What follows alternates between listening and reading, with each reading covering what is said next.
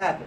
You will not get what you want. You have to be persistent. Now, we're going to talk about today the mistakes commonly made in the field, right? If you're a salesperson, if you're an accountant, if you're a doctor, you probably make these mistakes as well. Okay? It's anybody does anything.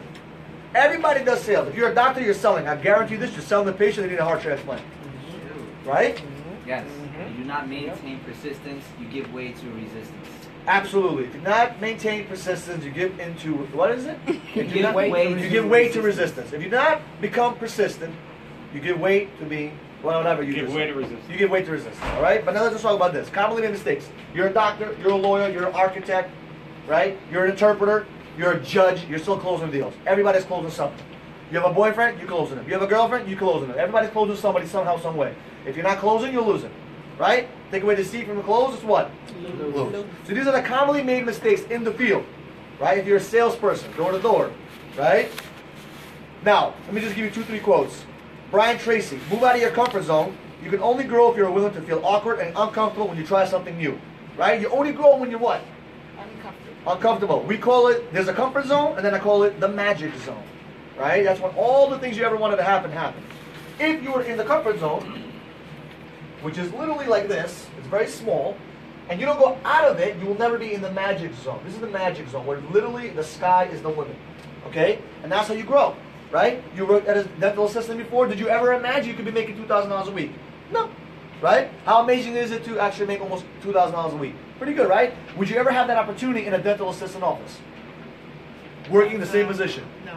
Probably not, right? Maybe being a doctor, probably. But how long will it take you to go to school to do that? I mean, it's up to, you understand what I'm saying? The opportunity was not available for that individual. Now, so, Kenneth Blanchard, okay? People who produce good results feel good about themselves. Who feels good when they close? And you feel awesome. Right after you're done, you feel awesome. You make a sale, your girlfriend says yes. She convinces you. You want to have sex with your girlfriend, she says yes, you won, my friend. Right? Or she wants to have sex, and you say yes to her, she won. Every time you hear a yes, you feel good. Right? Now you have to mentally learn how to let the no's not affect you. Because every no gets you closer to a yes. Yes, always, all right? Now, this is my quote. Whiners act when their emotions feel good. Winners respond with 10x action and then feel great. Okay? What does that mean? I don't wait to feel good to do something. I first do it, then I feel good after. A lot of people wait for their emotions to kick in to make them feel good. I need to get my emotions right. I need to get my life in together. No. You need to first do what you need to do, and your life will get together. I guarantee you that. Right? So that's how I view things. Now, here are the common mistakes an average representative, an average salesperson makes. By avoiding these common mistakes made in the field, you can put yourself in the fast track to leadership, promotion, success, growth, all of that. Okay? Now, your coach will help you maximize your profitability and expand your career growth here. Okay? You have to focus on these mistakes and make sure you're not doing them. Learn, listen very carefully. Number 1, taking no's personally. All right? That's one of the biggest mistakes. Throw them over your shoulder. Remember, every no means next opportunity. N-O, next opportunity. If a client tells you no, next. It's another opportunity, right? Number 2, now working the law of averages. Remember, every no brings you closer to a yes. I'll give you guys an example. If I told you right now there's 500 seashells on the beach, on the sand, and underneath 500 of them, there's 3 nice diamonds. A clams. 3 nice diamonds. A pearl. However you want to look at it. But there's 3 nice diamonds underneath those seashells. And you take 1 seashell, fuck, there's nothing there. 2, 3, 4, 5, there's nothing there. Right? Are you going to quit? Are you going to cry? Oh man, 5 people said no to me. 20 people said no. Or do you actually realize there's actually 495 left? And you're going to go like this. Your whole goal is to keep doing what? I want to find that diamond, because you know for a fact that I put 3 diamonds somewhere, somehow. In that order, you're going to find what? 3 diamonds. So why do most people mentally give up? Because they don't understand this process. You got to understand, every no brings you closer to a yes. There's 3 sales that are out there for you. There's 3 yeses out there for you. Always. Okay? Next, not learning the product knowledge. If you don't have enough IMO, Call insurance guy. don't worry about that. If you're not learning the product information, if you don't know the product information, if you don't have enough ammo, you will die out. Okay? Who's ever been in the field, you don't know what to say? Happens, right? You get stuck, you get frozen, the customer's like, haha, good luck. The customer will never want to do business with someone that doesn't know what they're doing. If you don't know K-N-O-W, you will get a N-O. Okay? You have to know. The more you know, the better it is to you relay the information. Okay? Now being confident leads into that. If you're not confident enough, how do you create an environment where someone says, you know what, I want to do this. I want to sign up. I want to do this. How? You got to be confident. Do I look confident? Yes. Extremely confident, right? I say this all the time. I am a pawn in front of God. I'm a king in front of people. Why? What does that mean?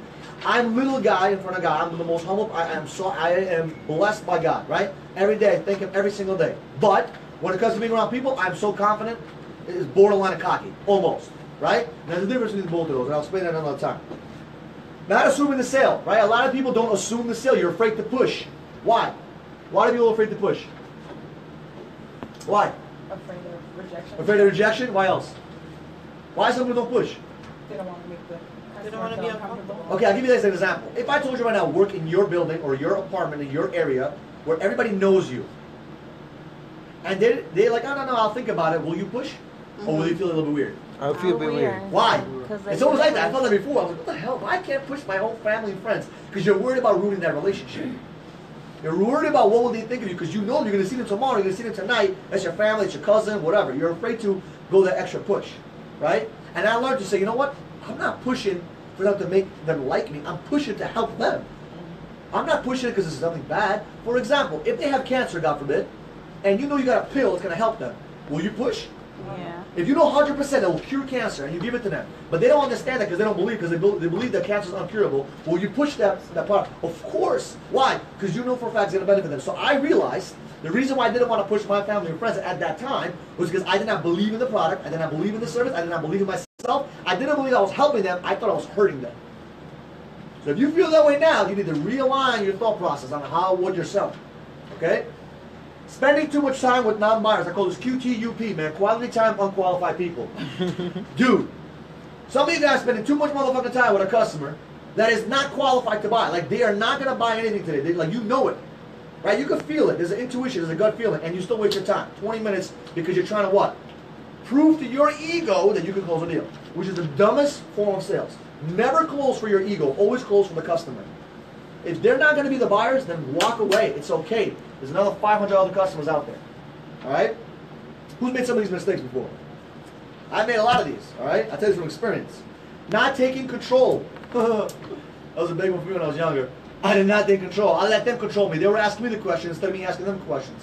They would tell me what they want instead of me finding out what they really needed because I'm the what? I'm the doctor. They're the patient. I need to prescribe what I need to prescribe to them. They're not going to... You don't go to a doctor and say, yo, doc, my knee hurts. I need surgery this week. You say, doc, my knee hurts. Check it out for me. He tells you what's wrong with your knee. No, you don't need surgery. Put a little brace. Right? Because you don't need surgery. What? The doctor knows more than you. So you need to be the doctor instead of being the patient. Right? Not pulling the tablet out and assuming the sale is a huge one. Right? Or a notebook or a paper. A lot of times when I'm with the customer, I literally assume the close. I'm like, oh, let me get some basic information, sir. I'm not ready. I understand you're not ready, sir. I go through objection. I make pretend like, as if it's a normal process.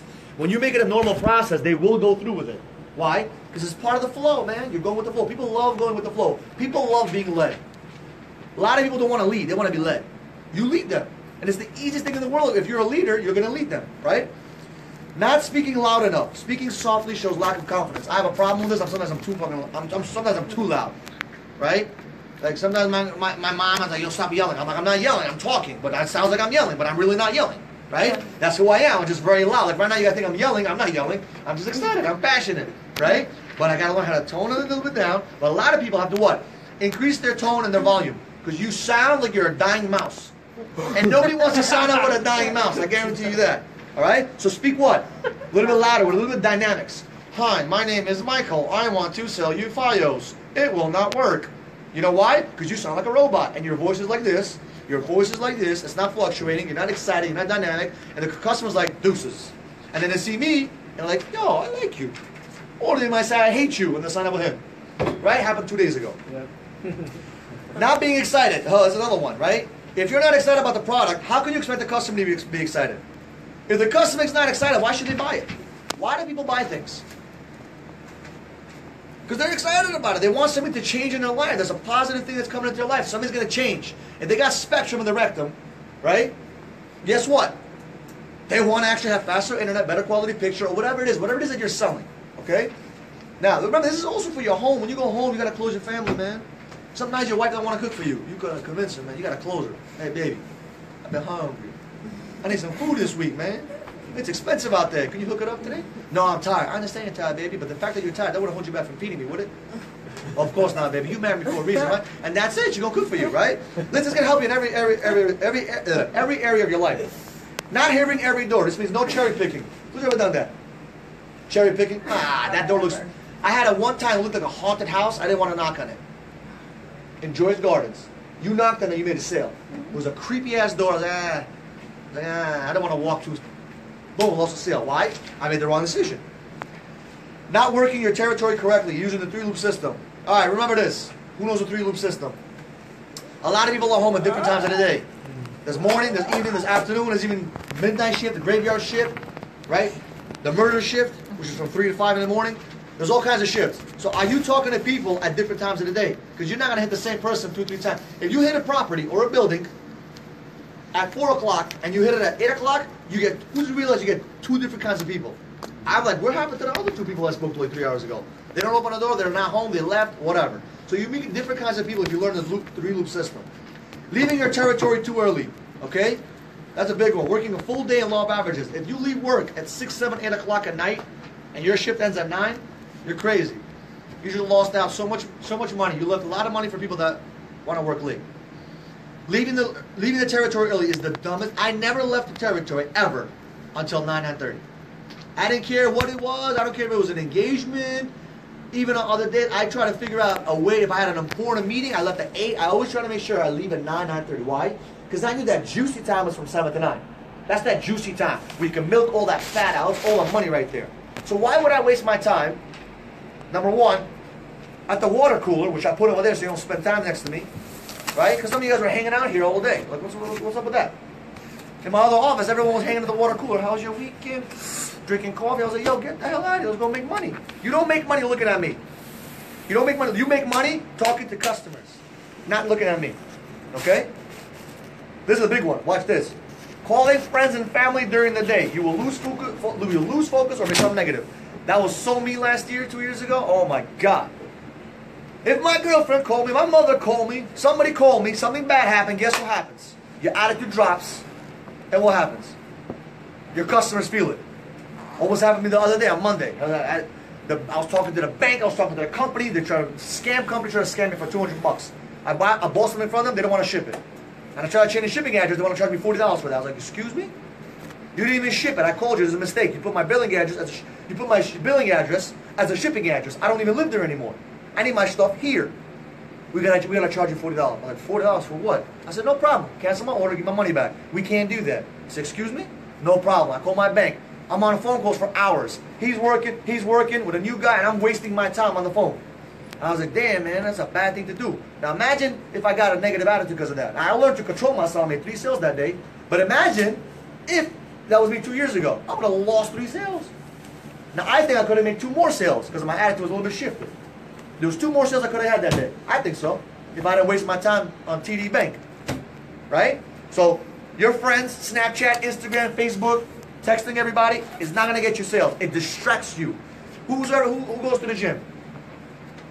Who's ever tried to work out in the gym with music, without music? With your phone, without your phone? Who's seen a big difference in that? I stopped texting people. My girlfriend tells me, hey, listen, you go to the gym for 2 hours, most of the time you're texting. And I said, you know what, that's true. Because I'm talking to everybody, I'm getting cold, instead of me working it out. And the other days, for the past couple of weeks... when I was with you, I saw you text. Yeah, because I got phone calls, I'm doing texts, I'm emailing, it's a lot of work, right? Now I'm thinking multitask, but what I did was, I slacked in the physical realm. So I said, you know what, I put the phone to the side, put on my audio, no music, whatever I like to listen to, Grant Cardone, and guess what I'm doing? I'm focused on the muscle, I feel the muscle, I'm thinking about that muscle fiber ripping and tearing, and I got such a crazy pump for the past couple of weeks that I've been doing that, and I feel so good. And I've been feeling growth. I feel different. Why? Because I'm not distracted by bullshit. How are you feeling today? How many times can you ask your girl how you feeling today? Morning, night, that's it. I don't need to ask her 17 times, how you feeling, how you feeling, how you feeling, how you feeling? I mean, yeah, you want to call her and see what's up, but hey, I'm working. If y'all working in a security job or in an airport, you can't take your phone out. So what's the difference here? Why would you put yourself, you have so much control, so much freedom here, why would you go out there and Snapchat and Instagram all day? Now, I don't mind you doing a little bit of 20-second Snapchat for business, promotion, I get it. But Snapchatting in a restaurant, you're in another restaurant, you're talking on the phone, how you doing, girl? Right? What's the point of that? It's not making you money, right? You got bills to pay, you got things to do. Letting personal problems interfere with your attitude. This is a huge one, right? Who's ever argued with your spouse or significant other or your family or somebody the night before and you come in here looking like a beat up chinchilla? Yeah, chinchillas didn't look nice, right? But it beat up, man. Right? How you feel the next day? Your shoulders are down. You don't look too excited. People say hello to you. You do the grunt, right? Who's done that? And you have a bad day, you're like, oh shit, I don't want to talk to nobody, I want to stay home. You want to go in your bed and just cuddle up and just suck your thumb, right? Or take it out on somebody else. Or take it out on somebody else, which is usually me. I'm like, son of a gun, right? Because some people want to curl into a ball, and some people want to just blow up. I'm the blow up guy, right? Don't come near me when I'm angry, all right? But why do people let personal problems interfere with their attitude? Because they don't have control over their mind. They have no control over their mind, no control over your emotions. I've learned that if anything bad happens in my life, you will never know.